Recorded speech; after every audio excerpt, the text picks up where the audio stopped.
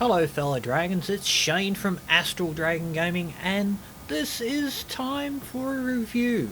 Today's game on the chopping board is Vane, a narrative driven game where you can fly as a raven or walk around as a human, and a lot of strange and in between things. It was released on July 23rd, 2019, put out by the developers of Friend or Foe Games, and published by Friend and Foe Games and Germain Games. Gamer Games. Strange name. It's going for the asking price of the Australian $28.95 dues. Convert it how you want in your currency wherever you are. So, we'll start off. Vane is a story narrative driven game that has no speech, it's all music and everything. And I love the trailer for this game, but I think this game is not going to be for every single person that enjoys these kind of games. It is definitely a kind of journey game where you experience a journey of some description and then come back and find out what it's all about after that point in time. There is a lot of interesting things in this game. There is also a lot of points in this game where you'll just go, what the fuck? Because it's very much like that. Starting off with the graphics, it's a very limited colour palettes, mainly dealing in blues, greys,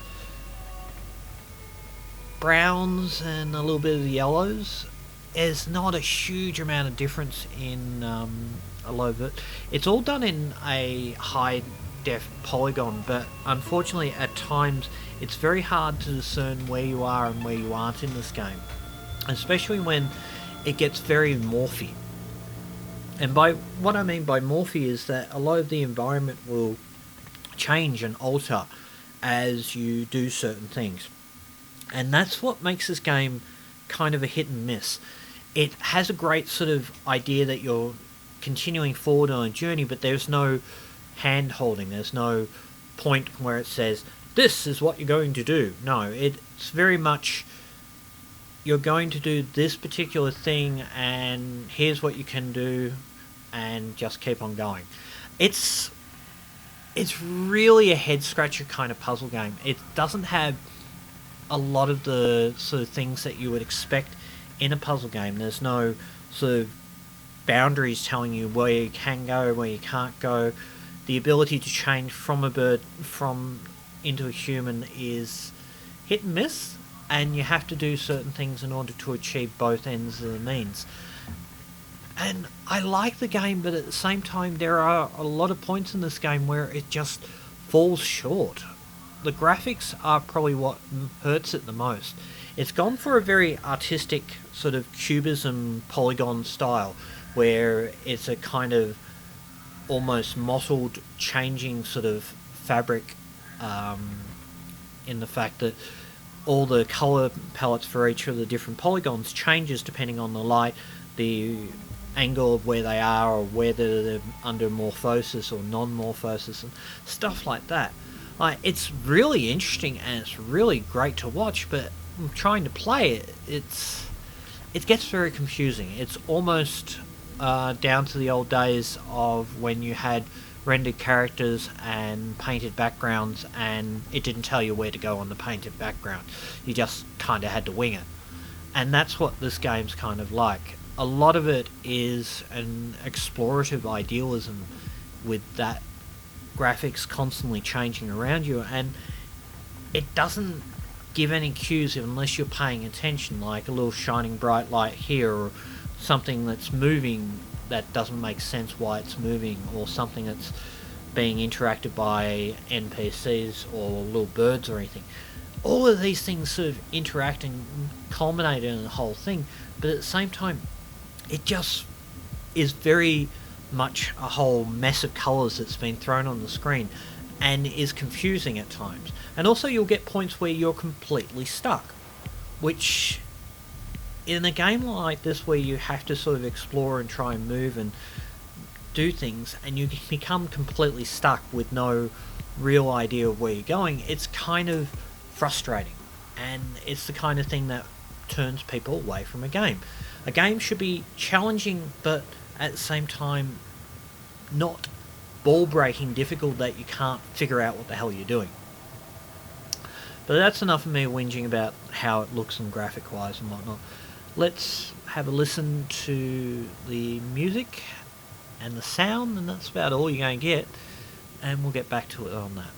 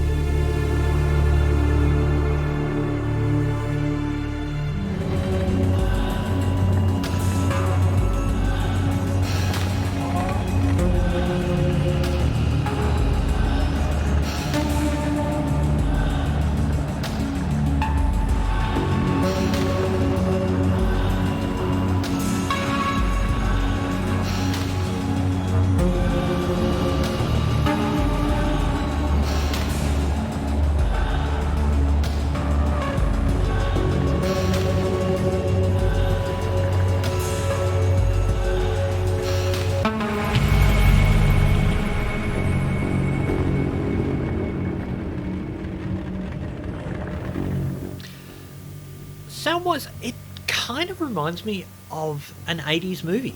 It really does.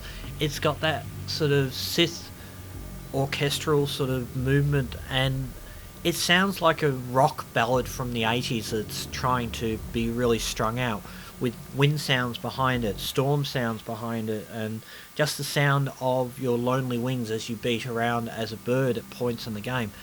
And it's great, but at the same time, it's very frustrating that it's just always there and it just doesn't have anything really great. And then there are sections where you're dealing with a morphic ball that alters the entire landscape around you via sound, and that sound can drill into your skull as you're trying to figure out what you're doing.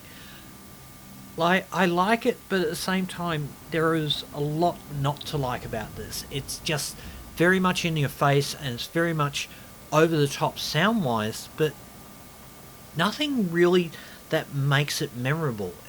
If anything, this makes it something that you sort of abhor or you're trying to go through. Like, you try and finish this game more as a chore rather than an enjoyment of playing a game. And honestly, when you're playing a game, there should be an enjoyment factor that goes with it, and this just doesn't have it.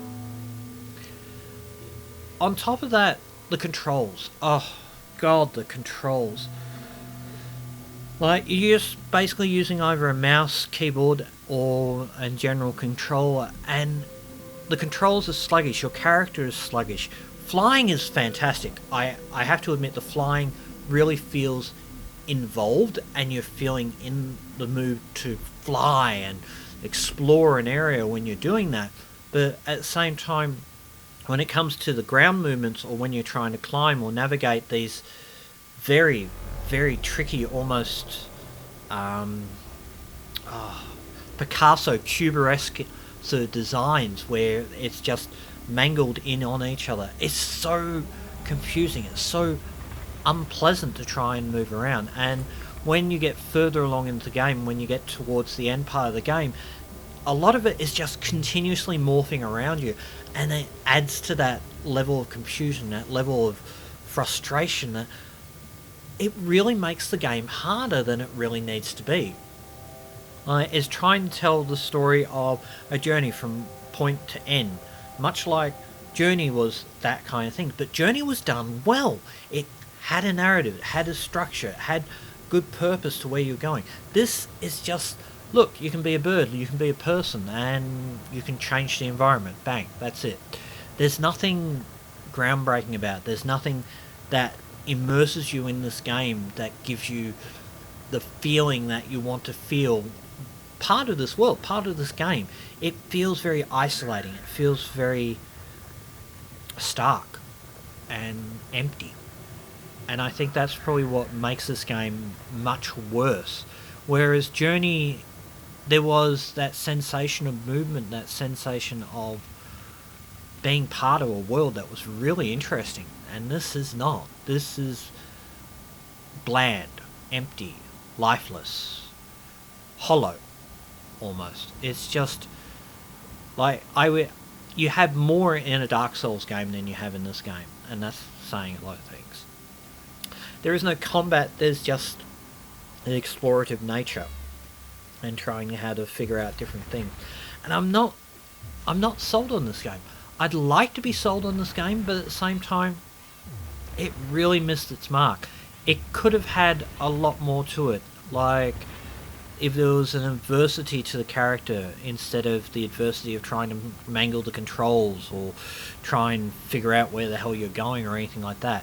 There would be a great amount of sort of movement, even a little bit more sort of influence of tutorial structure to give the player more understanding of what they're going to do or how they're going to achieve it or where they're even going.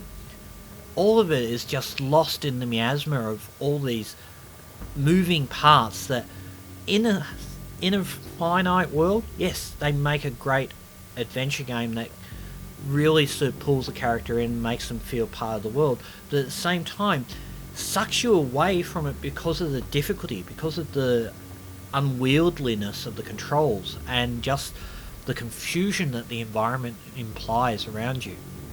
Like at one point you're pushing around a ball for a very long period of time and you need the assistance of people to move you around, and it's just so cumbersome. It's an innately unplayable game in some respects. You can finish it, you can do it quite easily under the 2-hour mark, but at the same time, it's just not a great game. I really wish it was. I give credit, this is their first game, and I think they've done a fantastic job, but at the same time, if you're paying full price for this game, it's just not worth it. It's a right deep sort of binge sale on whatever format you end up picking it up. I think the developers could have done much better in this. This game just doesn't have enough oomph to really give enough sort of thing.